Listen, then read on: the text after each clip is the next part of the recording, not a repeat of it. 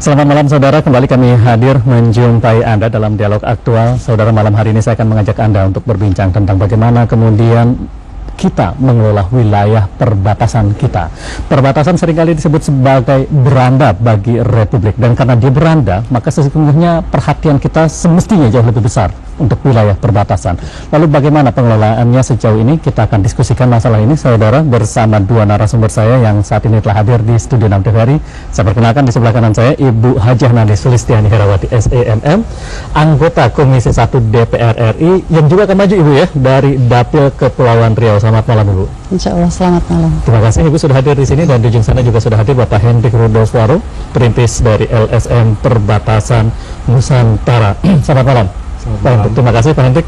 Saya ingin ke Ibu Nani dan ke Ibu Nani terlebih dahulu nih. Ibu Nani, kita tahu nih kalau yang namanya perbatasan seringkali kita sebut sebagai beranda Republik. Gitu. Tapi kalau Ibu Nani sendiri melihat perbatasan seperti apa persisnya?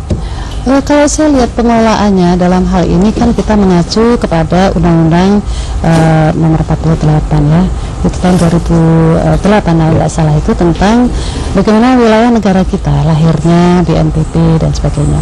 Tetapi kalau kita lihat di lapangan yang langsung terjun ke masyarakatnya, mereka ini masih merasa tidak adil. Jadi saya melihatnya manajemennya kurang menggigit.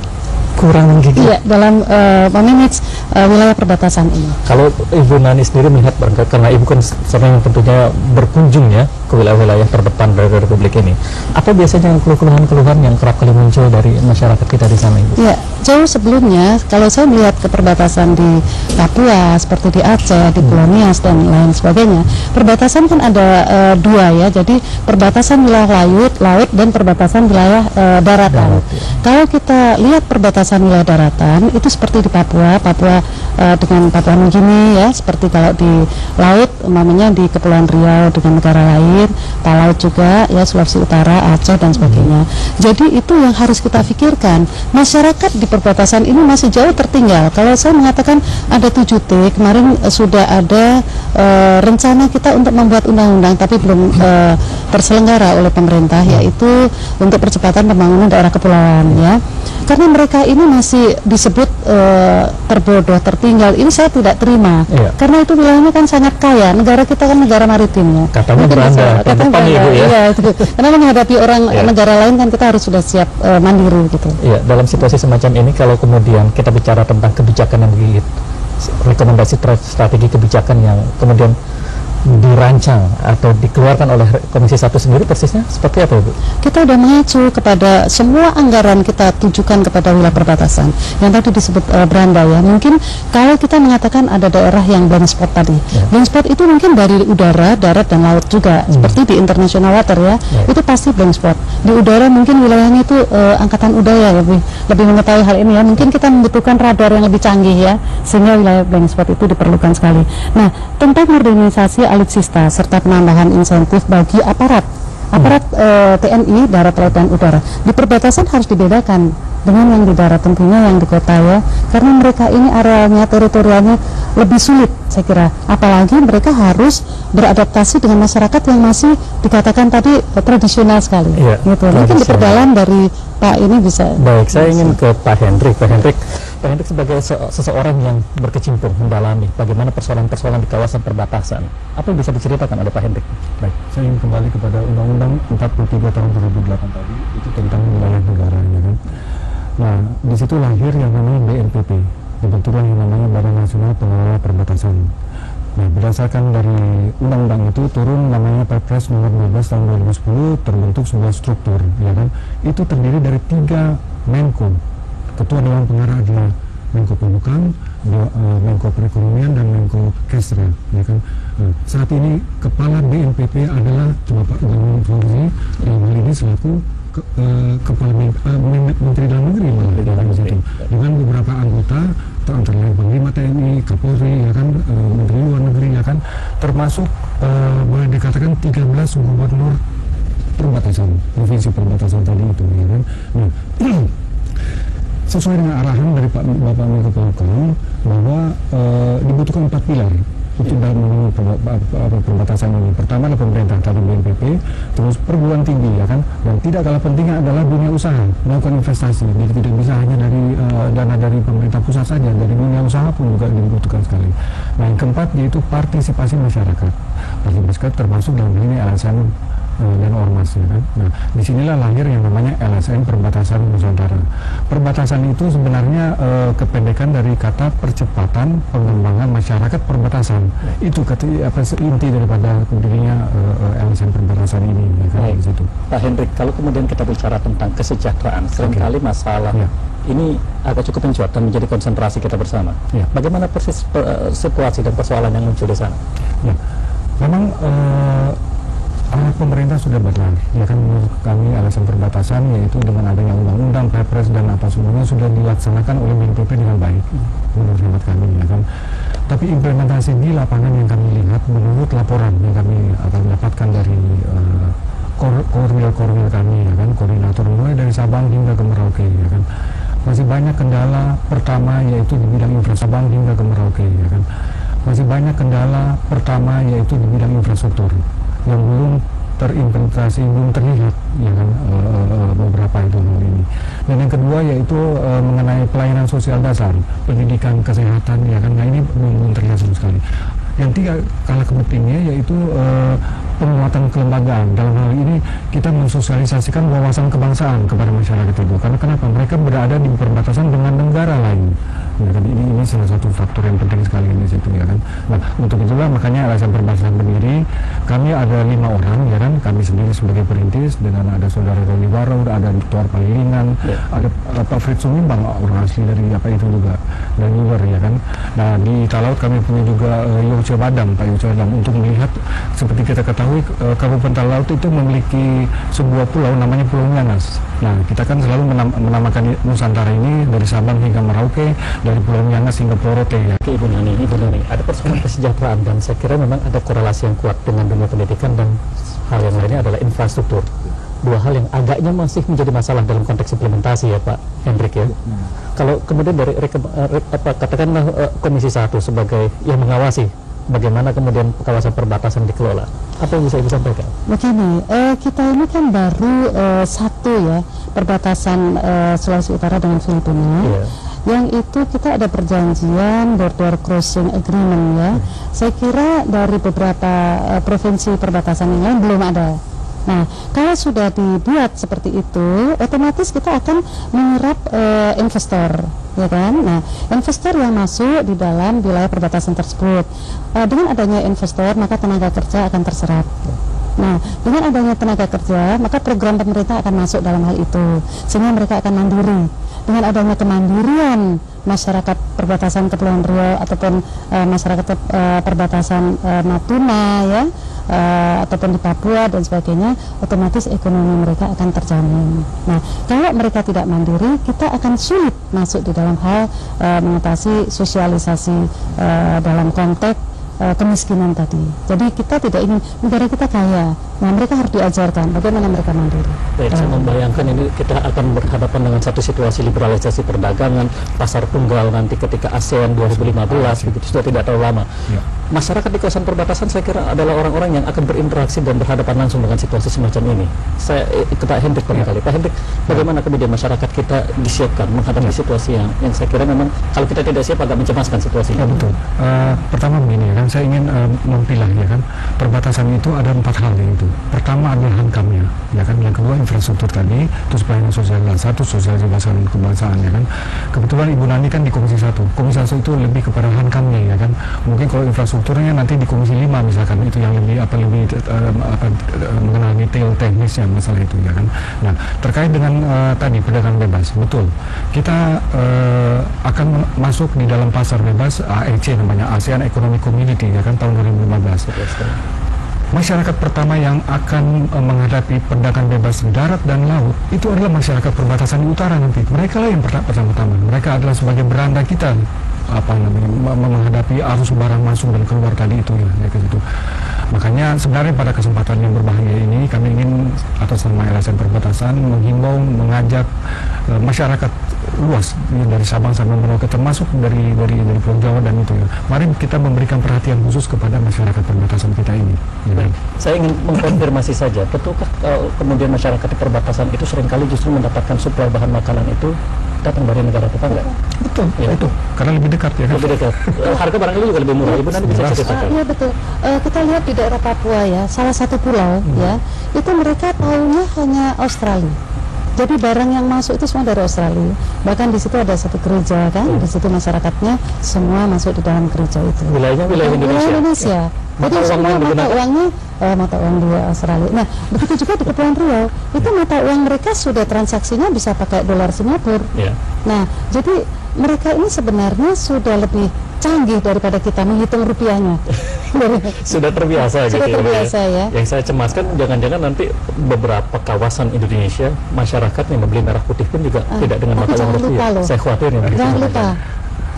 Televisi Republik Indonesia ini harus ditaruh di perbatasan lebih banyak lagi. Baik, saya akan tanyakan lebih dari Ibu Nani.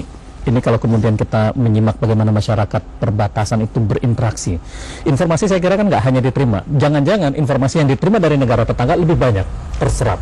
Dan iya, kalau kita bicara tentang konteks wawasan kebangsaan ini mengkhawatirkan. Bu Nani. Nah, ini pentingnya. Justru karena Komisi 1 ini adalah mitra dengan Televisi Republik Indonesia. Dengan adanya rencana kita menyatukan antara Televisi Republik Indonesia dengan Radio Republik Indonesia. Nah, sebelumnya kan kita akan membuat undang-undang penyiaran dulu. Nah, setelah itu baru radio ini. Apa kegunaannya? Kalau itu Televisi Republik Indonesia jadi satu dengan RRI dan itu berada banyak sekali di perbatasan, otomatis mereka ini mendapatkan informasi yang akurat bagaimana tentang pemerintahan Indonesia, karena mereka kan sangat dekat sekali dengan negara-negara lain. Yang kita khawatirkan itu signal dari negara lain itu lebih kuat daripada signal dari kita sendiri ya. Maka kita harus mendorong itu agar kita bisa masyarakat perbatasan itu mereka tahu persis bagaimana Indonesia yang sebenarnya, terutama juga dengan berita-berita nasionalnya. Jangan sampai kita ini khawatir ya, menimbulkan kekhawatiran terhadap infiltrasi ideologi. Ya. Kalau kita mendapatkan infiltrasi ideologi, mereka akan samar, sehingga mereka lebih condong menerima informasi dari luar daripada informasi dari dalam. Nah, budaya kita harus kita pertahankan, kedaulatan kita harus kita pertahankan, agar mereka betul-betul mantap. Artinya batas negara itu jelas. Kalau kita Indonesia, mereka luar negeri, jangan sampai tersamar begitu. Jangan sampai kemudian warga kita lebih tahu tentang Kuala Lumpur ketimbang apa yang terjadi. Harga diri kita dan harga mati ya. Terutama mungkin insentif daripada mereka yang berdinas di perbatasan, di kawasan harus ditingkatkan, baik itu dari TNI-nya, baik itu dari Televisi Republik Indonesia-nya, harus lebih ditingkatkan. Tapi ini kan wilayahnya Komisi 1 untuk bisa mendorong ke saya akan perjuangkan itu ya, demi untuk masyarakat yang lebih banyak lagi supaya mendapat informasi yang akurat. Baik, Pak Hendrik sendiri punya ya, saya ingin menambahkan sebagai contoh malah ya kan di Sulawesi Utara ya kan, memang TVRI stasiun Manado itu mempunyai kendala dalam anggaran itu ya kan, dan ini kita mohon dari pihak legislatif untuk memberikan perhatian yang sungguh-sungguh dan serius ya kan. Sebagai contoh begini, di beberapa pulau di terluar sana memang tidak ada stasiun pemancarnya di situ ya kan. Akhirnya mereka menerima siaran dari Filipina misalkan. Nah, ini sudah bertahun-tahun berjalan sampai-sampai ada istilah di kalangan sana. Oke, baik, Garuda di dadaku, tapi menurutku untuk Filipina katanya. Sampai seperti itu begitu ya kan. Nah, ini kan sangat mengkhawatirkan, ya kan, sangat mengkhawatirkan, dan dari segi wawasan kebangsaan mereka pun juga sudah jauh-jauh menurun dibandingkan yang masa lampau ini. Ya. Kalau kita bicara tentang agenda besar kita tentang proyek nasionalisme, pembentukan karakter bangsa, sebuah agenda-agenda besar saya kira untuk kita mengenai itu. Tapi kemudian informasi yang diterima juga relatif terbatas dan lebih banyak mengkonsumsi informasi dari pihak asing. Sejauh ini Ibu Nani sendiri menilai sejauh ini upaya kita yang bisa kita lakukan, terutama TVRI begitu. Pantauan Ibu, evaluasi Ibu? Perbaikan alat komunikasi itu teknologinya harus mengikuti zaman ya, karena kan kecanggihan dari beberapa negara. kalau kita tidak mengikuti, otomatis kan kita tidak akan bisa tahu. Karena seperti handphone saja kan kita selalu berubah-ubah. Nah, apalagi alat-alat teknologi ya. Jadi menurut pendapat saya itu memang masyarakat juga harus dilibatkan bahwa televisi Republik Indonesia dan RRI ini adalah pemerintah. Jadi mereka sedikit waktulah harus mereka konsentrasi kepada situasi yang harus mereka pertahankan. Nah, jadi informasi yang akurat juga harus mereka dengar, pendidikan, ekonomi, masyarakatnya juga harus sama, kesejahteraannya juga. Itu kami inginkan sekali. Jadi supaya dalam hal ini seperti kita lihat saja, Singapura dengan Malaysia, batas negara itu, ya darat ya. Mereka itu kalau kita beli minyak ya, beli bensin ya. Kalau kita ke Malaysia itu kita tidak boleh memenuhi mobil itu dengan. Jadi kita harus beli dulu di Malaysia. Kalau balik lagi ke Singapura, kan begitu. Nah itu kita belum punya peraturan seperti itu. Regulasi semacam ini. Regulasi itu. Bagaimana dengan dengan batasan laut ini? Kalau kapal kita ke seberang atau kapal mereka ke Indonesia. Nah, ini yang harus difahamin karena masyarakat nelayan ini kan masyarakat yang masih awam dan mereka mudah sekali diberi informasi ya yang kira-kira yang masih samar. Nah, tugas daripada televisi Republik Indonesia ini harus memberikan informasi yang akurat dan yang benar lah. Gitu. Kawasan yang berbatasan dengan Filipina di Sulawesi Utara, barangkali juga di Kalimantan, gitu. Saya kira juga menghadapi persoalan yang serupa. Ada beberapa pantauan atau informasi yang kemudian diterima Pak Henry, titik-titik di kawasan perbatasan memang masih belum menerima sepenuhnya informasi dari TVRI. Belum. Sebagai contoh juga di Kepri ya kan, di Natuna sana, setahu kami juga belum ada antenanya atau apa stasiunnya ya. Pemancar baik. Nah, di Papua pun juga, khususnya di Papua bagian tengah ya kan, Kabupaten Tunggu dengan Bintang, mereka juga belum mendapatkan siaran. Padahal begini ya, informasi yang kami dapatkan ya kan melalui korea kami ya kan, mereka rindu untuk berita-berita nasional seperti ini ya kan. Mereka rindu sekali ya kan di situ, berita-berita nasional dari bahkan dari Kalimantan, dari Merauke pun ingin tahu mereka dari Sabang misalkan ya kan. Ini hal-hal yang begini yang krusial sekali bagi kita. Ada kerinduan sekali itu poin utama tadi ya kan. Iya.